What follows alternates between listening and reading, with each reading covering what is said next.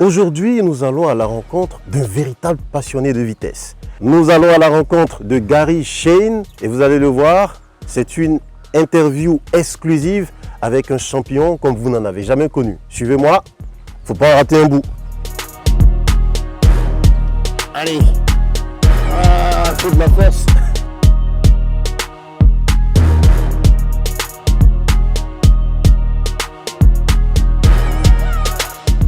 Gary, Bonjour. Comment ça va? Ça va et vous? C'est un plaisir de te rencontrer. Merci et c'est un plaisir que vous fassiez le déplacement pour venir me rendre visite. Bah oui. Et pour te dire, on a parcouru un petit circuit pour arriver chez toi. Ah bon? Parce que la route, elle ressemble à une piste de rallye. Ça c'est tous les jours. Tu arrives à Abidjan, en Côte d'Ivoire, à l'âge de 2 ans. Oui. Donc début des années 90, on va le dire, oui, exact. par là, autour de ça. Et ta passion pour la vitesse, pour les moteurs, elle démarre quand? Alors je suis parti comme je partais chaque année chez ma famille, donc avec mon beau-frère qui est en Corse. Et donc j'avais 5 ans par là. On est parti voir le Tour de Corse, qui est une très belle course et une grande course. Donc on était sur des rochers dans un virage en hauteur. Et quand j'ai vu les voitures passer, j'ai su que tout de suite j'étais amoureux de ce sport. Donc de là, j'ai commencé à jouer avec des petites voitures téléguidées, à jouer avec des petites voitures qu'on pousse, à faire des caprices tous les jours pour pouvoir avoir des petites voitures, à les mettre en face et à les casser, à voir laquelle était la plus solide. Donc ma passion est venue très très tôt. Ensuite, j'ai commencé à faire un petit peu de karting, un petit peu de moto. J'ai fait beaucoup de moto avec Pascal Vigneron, que vous connaissez. Donc, et puis, bon, je devais avoir... Cette histoire de moto, elle n'a pas été bon, toute douce, à 14 ans, j'ai fait une chute de moto. Malgré tous les équipements, j'ai eu une fracture du tibia péroné. Et malheureusement, on voulait m'amputer de la jambe. Donc, du coup, j'ai été rapatrié. J'ai fait près d'1 an à l'hôpital. Oui. Et après, les rééducations et compagnie. Et voilà, donc après, je suis revenu. Même malgré quand je faisais de la moto, mon cœur était toujours sur les 4 roues, sur l'automobile. J'ai beaucoup plus de plaisir dans la voiture, j'ai beaucoup plus de sensations, je peux beaucoup plus prendre d'adrénaline dans la voiture parce que je suis en sécurité. Disons qu'avant de se faire mal dans une voiture, on va casser la voiture d'abord. Alors que la moto, on se casse d'abord nous avant de casser la moto. Et bon, ça, c'est le corps humain. C'est une belle information pour les motards qui nous suivent et qui font la fête sur le 3e pont d'Abidjan. Faites attention. C'est ça. Ah oui, il y a des personnes en voiture aussi la nuit qui font des bêtises en voiture. Il faut faire attention, surtout que ce n'est pas toujours sécurisé. Il faut faire très attention. Gary, ce qui est intriguant et à la fois très exceptionnel avec toi, est-ce que tu pars de la moto à l'auto, au rallye, mais est-ce que tu deviens très vite champion? Comment tu fais ça? Bon, c'est la passion, c'est la passion qui fait que je donne tout mon cœur dans ce sport.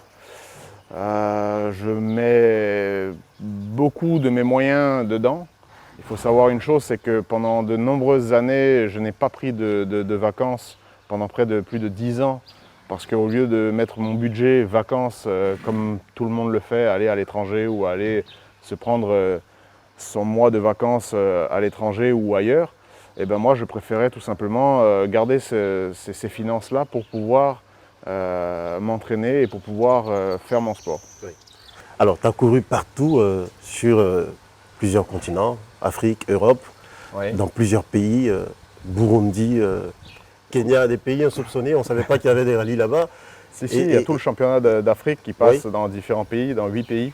Donc on a l'Afrique du Sud, la Zambie, la Tanzanie, le Rwanda, l'Ouganda, le Kenya, Madagascar et donc la Côte d'Ivoire.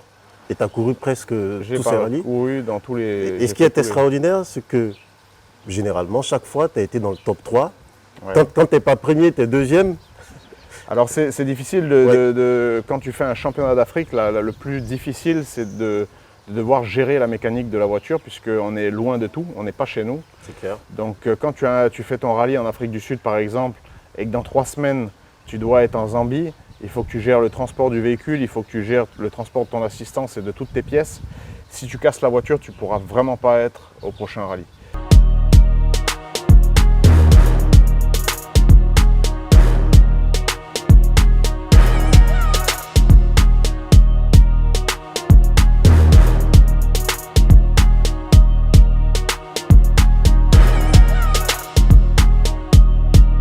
Gary, tu es franco-ivoirien. Oui. Et quand on préparait cette émission, tu me disais que tu es un grand passionné de Côte d'Ivoire. Quelles sont les villes que tu as déjà parcourues en voiture ou en balade? On va peut-être plutôt chercher la ville que je n'ai pas courue. Ah, que tu n'as pas couru, parce que tu connais presque toutes les villes. Oui. Et même les pistes. Oui, oui, on a fait énormément qui de permettent pistes d'atteindre ces grâce villes, au ouais. SSV. On a fait des milliers de kilomètres sur les pistes de Côte d'Ivoire. Il n'y a pas plus tard que 2 semaines.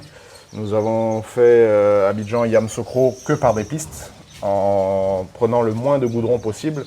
Il faut savoir que pour monter jusqu'à Yamoussoukro en partant d'Abidjan, on n'a pas fait 10 km de goudron. Ah, Donc ensuite, de Yamoussoukro jusqu'à Mans, on a dû faire 10 km pour sortir de Yamoussoukro Oui. de goudron. Oh. Tout le reste, on est passé que par des pistes. vous avez la version personnifiée de Google.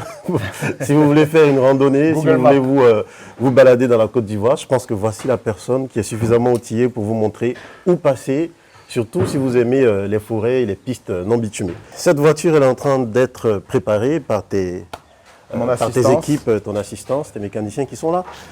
C'est quoi comme voiture, Gary?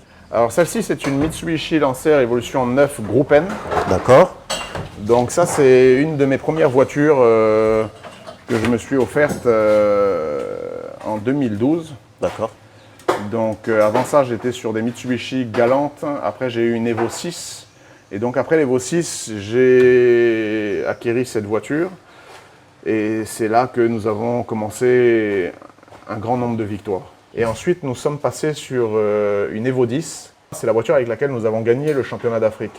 Oui. Cette voiture est partie d'Europe jusqu'en Afrique du Sud pour pouvoir faire l'épreuve d'Afrique du Sud et après la Zambie, la Tanzanie, etc. Alors, je vois quelques... moi, j'en ai une comme ça qui me sert à boire du café. Oui. Est-ce que ça te sert à boire du café pendant que tu fais une course, par exemple? Ça, ce sont des récipients dans lesquels nous avons mis de l'huile, donc de l'huile pour le transfert, pour rajouter de l'huile ici, Oui. pendant la course. On a aussi de l'huile pour le moteur, pour qu'en cas de... Quand nous sommes à l'intérieur des pistes pendant les liaisons, si je dois faire un petit contrôle moi-même et que je constate qu'il manque de l'huile dans ma voiture, je peux rajouter un petit peu d'huile dans mon moteur. À côté de ça, nous avons un réservoir d'eau qui est fait pour les essuie-glaces, mais aussi pour refroidir l'échangeur du turbo. Donc il y a un récipient d'eau ici et un récipient devant. Et nous avons le réservoir souple FIA. Question à 10 millions de francs CFA, ça serait quoi le modèle de voiture que tu proposerais à un débutant en rallye? Pour moi, ça, c'est pour les jeunes qui nous regardent, qui sont passionnés. Sans hésiter, pour débuter et même après, puisque moi je prends énormément de plaisir dans le SSV, parce que c'est un véhicule qui coûte beaucoup moins cher à utiliser. Donc c'est ce type de véhicule. Ouais. Il y a des débattements de suspension qui font que ça pardonne énormément. Ouais. Donc voilà, moi j'ai gagné le rallye de Aboisseau avec cette voiture. Derrière ça, immédiatement, nous sommes partis faire un tour dans toute la Côte d'Ivoire que j'ai parlé tout à l'heure. Et la seule chose que j'ai à changer sur ce véhicule pour prendre le départ d'une course, c'est les pneus. Oui, donc beaucoup plus facile. C'est le jour et la nuit. Le jour et la nuit. C'est un véhicule qui tout de suite vient de participer au rallye de Aboisseau, comme je l'ai dit, qui vient de faire un tour dans toute la Côte d'Ivoire. Et à part changer des pneus et éventuellement une courroie pour la transmission, je n'ai rien à changer. Oui. La voiture est prête pour partir où on veut. Tu nous fais l'immense plaisir de te suivre sur le rallye du Bandama. Oui. Et là, justement, tu le prépares. Comment est-ce que, dans quel état d'esprit tu es à quelques jours de cette compétition? C'est la plus grande de Côte d'Ivoire. Dans quel état d'esprit est-ce que tu es en ce moment? Bon, je suis dans l'état d'esprit de gagner. Oui. Maintenant, je sais que... C'est une habitude pour toi à gagner? Bon, une habitude, il faut toujours... je l'ai déjà vécu à plusieurs reprises. Un rallye n'est jamais gagné tant que la ligne d'arrivée n'est pas franchie.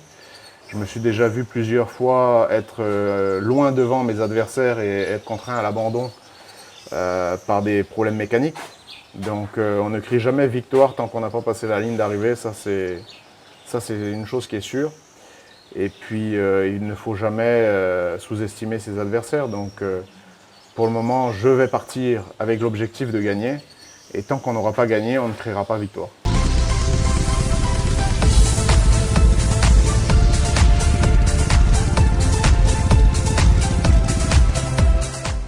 On était avec toi à Abidjan, tu ne savais pas trop laquelle des voitures tu choisirais pour cette compétition. Finalement, laquelle as-tu choisi? Alors j'ai choisi ma chérie, la Mitsubishi Evo 9, qui est une des voitures avec laquelle j'ai le plus de victoires, la voiture avec laquelle j'ai le plus de victoires, et une des voitures, à mon avis, les plus titrées, puisqu'elle a vraiment beaucoup de victoires. Donc j'ai pris la vieille mère.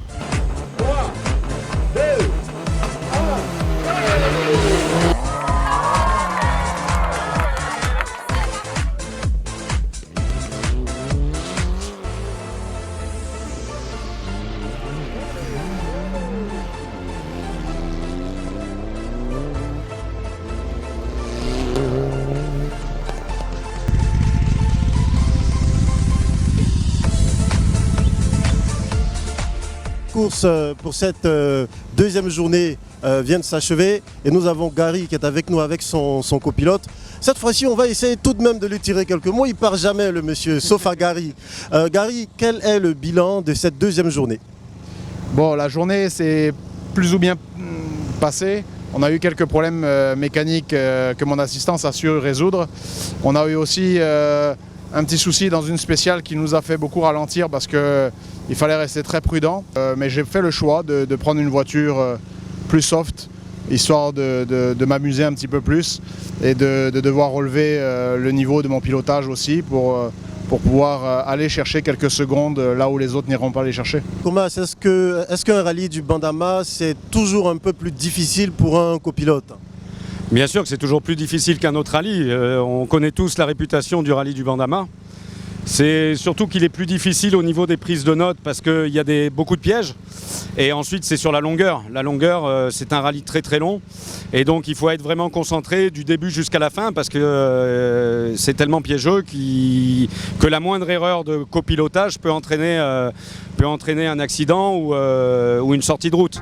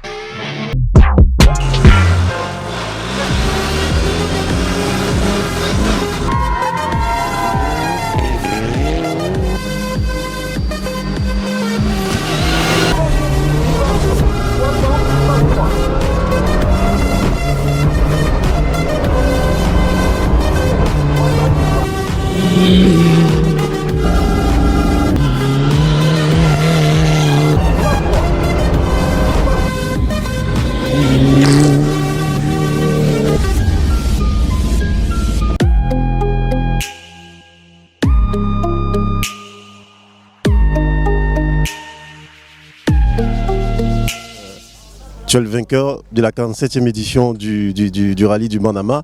Beaucoup d'accidents, beaucoup d'abandons sur cette dernière journée.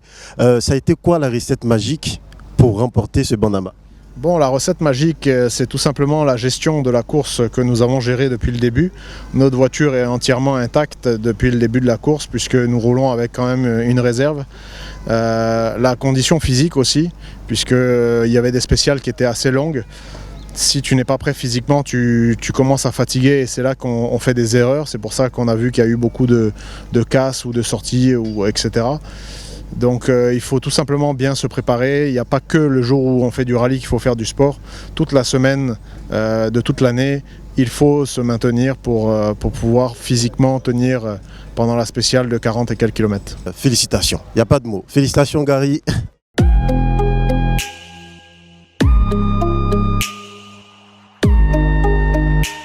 Félicitations pour cette nouvelle étoile. À l'équipage orange, Gary Chenès et Romain Thomas. Quand Gary roule, ça me plaît. Donc, être comme lui, quand il grandit, il fait ma voiture. Il veut faire plus de voitures aussi. Il serait plus fort que lui.